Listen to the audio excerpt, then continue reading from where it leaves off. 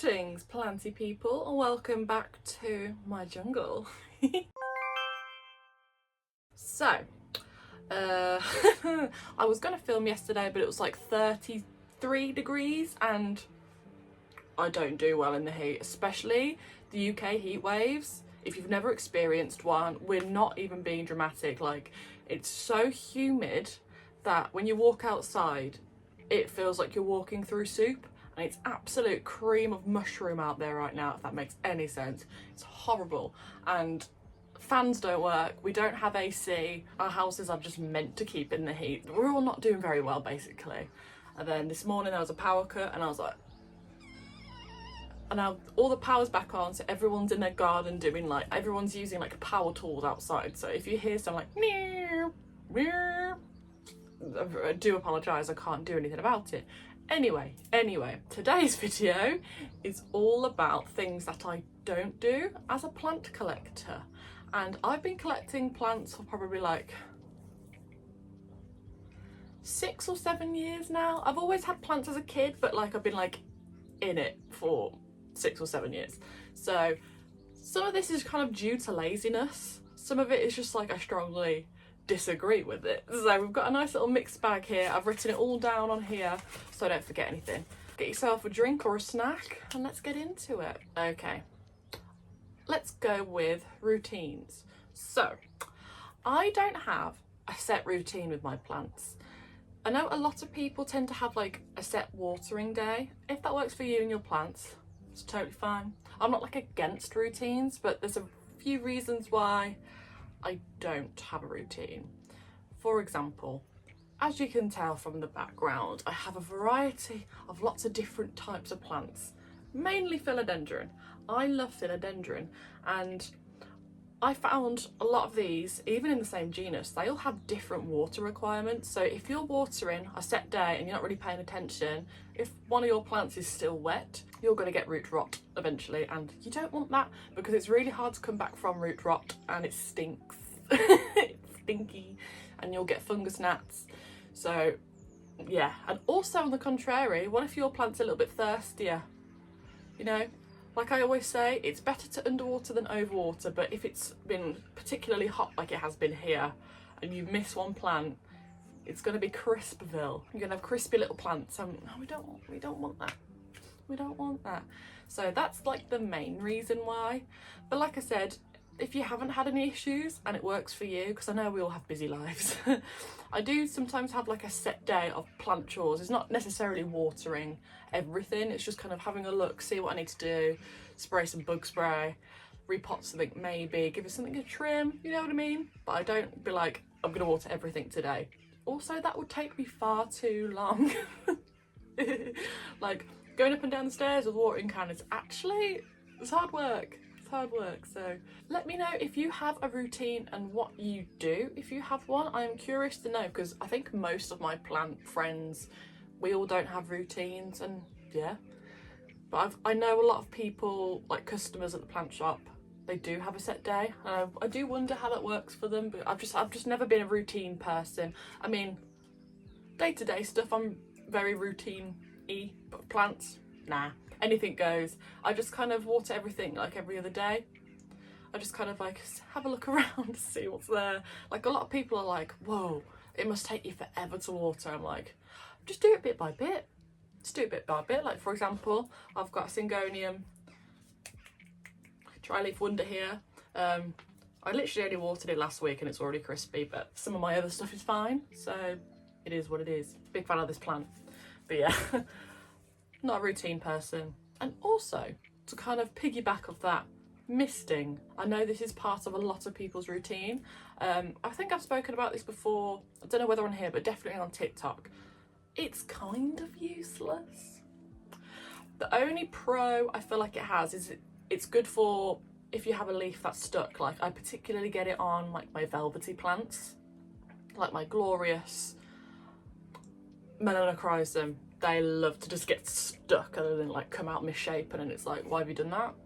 Why have you done that? A lot of people believe it increases humidity. It does very briefly, but because it's such a fine mist, it just evaporates like that, especially as it's been absolutely baking here absolutely baking, like it just evaporates immediately. Like I've been spraying myself instead of my plants because I'm like, that's not going to do anything. It's not. So do you want to increase humidity, just get yourself a humidifier.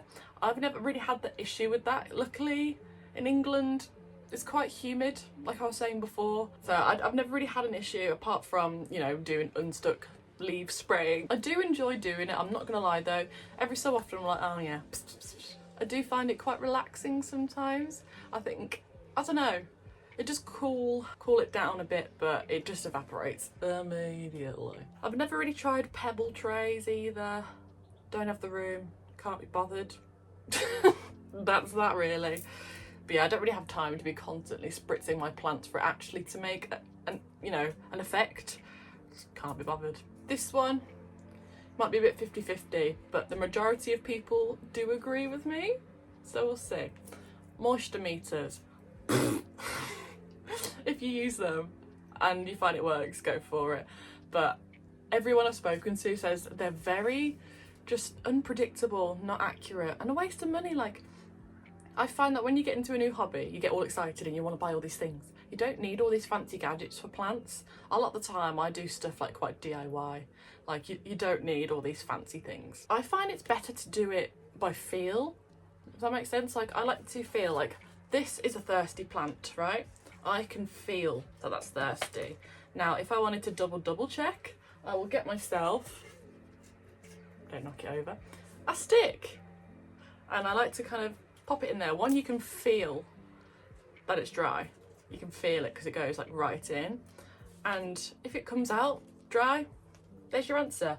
Give it a water. But if it comes out where it's like still a bit wet at the bottom, I like to leave it maybe a few more days so it can dry out, because even if it's dry on the top doesn't mean it's dry throughout. So there's a pigeon frolicking outside the window. So do keep in mind that even if it's dry on top, it can still be, it still might have a soggy bottom, so no one wants a soggy bottom. So if you do use one, how does that work out for you? I think I've never owned one, but I've tried one and I was like, this is a bit pants. I just, no. And also I like to use intuition, like have a look, use your brain, have a little think, does it look thirsty? Because a lot of plants kind of, I'll pop that down, it's distracting. A lot of plants, they will let you know when they're thirsty. With all my philodendron, I let them dry out basically completely until they go bloop, and then I water them and they're like, thank you. So it's a lot of using your eyes, having a feel, poking the soil. You don't need a gadget for that. You've got a finger. This one I'm passionate about, and I've spoken about this on TikTok as well, to be honest, because it was getting on my nerves. It's getting on my nerves. So, AI plant apps. If out of everything on this list, this one really grinds my gears. So I've seen loads of ads on TikTok about it. I've seen a whole account dedicated to all these AI. Try not to use vulgar language because it gets me all frustrated, but there are so many apps at the moment that you can use to diagnose your plant and see what's wrong with it. And one of them was like, add milk, add sugar. I'm like, no, we're not making a latte. This is a plant. No. And I made a warning, like, please don't fall for this. It's absolute. And a week or so ago, customer came in, oh, I'm just buying this plant as a replacement. I was like, oh no, what happened? Let's see if we can save this one instead and make sure it doesn't happen again. And he was like, well, I got one of those plant apps and I was like, warning, red flag. And then he told me to put milk and sugar in the soil. Now I know we've all tried crazy things on our plants. We've all done weird stuff. I personally don't find neem oils effective either, but everyone seems to love it. But milk and sugar, if you're using ingredients from your kitchen, just take a step back, because what would that need? Like, if anything, you're going to attract so much fungus gnats, it's going to stink and it's just going to melt and rot and be disgusting. So don't do that. Now, I know some people are arguing that cinnamon's effective. I don't think it is, but do what you want. And apparently I've heard that real, like, cinnamon that you get from like the shop in like a little spice jar isn't like true cinnamon, so let me know if you've got any more information on that. I feel like it has to be pure cinnamon for it to actually be effective. Even then, don't know if it is. There's a lot of like old wives' tales of plant stuff. I heard someone say that they use milk to wipe down their leaves, and I'm like, stinky. To be fair, I just use water, and if I've got bugs on it, I just use bug spray. So yeah, don't fall for all these apps. I think the only effective one I saw someone comment was one that you can kind of catalogue all your plants, and I was like, okay, I can get behind that. I like to have it all in here because I'm a big nerd, but I know some people like to have it all visually laid out and labelled and stuff, and I totally get that. That's the only one if I had to choose, that's the one I would use. And very rarely, if there's a plant that I've never seen before or I just need to remember the name quickly, I just use Google Chrome. You know, you can like add a photo and it gives you all the results. That's been quite helpful, but never in a million years will you see me using those AI apps. They're all just, they don't know what they're on about. It's all just a money grab thingy, so don't fall for it. And in the same kind of vein, using Google, like, right, sometimes Google can be helpful, but I've found that most of the advice on there, it's not backed up by experience and science. It's all just kind of like, you know what I mean? Like a few times I've looked up the care of some of them and I'm like, I know for a fact that that's not true. I know for a fact, like string of hearts, for example. I feel like this is why a lot of people go wrong with it. They need like full sun, at the very least, very bright and direct. And basically no water until they shrivel up. Like that's the key. And what did Google tell me? It told me to water it like every week, and I was like, no. So just take advice from Google with a pinch of salt. I feel like just ask any plant person, because we've all had our experiences with a lot of plants. I've killed a lot. I've killed a lot in the past. I feel like it's better to ask someone with experience, literally like any plant influencer. Just ask them. I hate using the word influencer, but even Reddit sometimes. Reddit's pretty good. I'm not like a avid Reddit user. Occasionally, if I'm like desperate for an answer, I'll go Reddit. But yeah, Google, it's not the most reliable source. I find TikTok's a really good community. That like there's so many friendly people on there that are very happy to help. Like I've had a lot of my advice for alocasia on there and it's been super helpful. So yeah, just have a look around for advice, get some different opinions, and then just do what you think. Use your intuition and do that. Ooh, okay, and last but not least, there's a bit of a myth that you don't need to that you don't need to fertilise your plants in the winter. I do. As long as your plant is actively growing, like yes, they do slow down loads because it's darker, it's a bit cooler, but I still think you should. Maybe a little bit less, because obviously you're watering them less.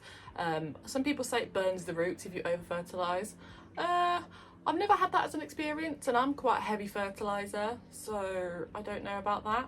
Maybe that's more chemical ones. I use more like natural seaweed ones. I use aquaculture, that one's really good. Never had a burnt root in my whole 7 years of plant keeping, but I will always fertilise in the winter because if anything, they need a bit more oomph, you know, come on, grow.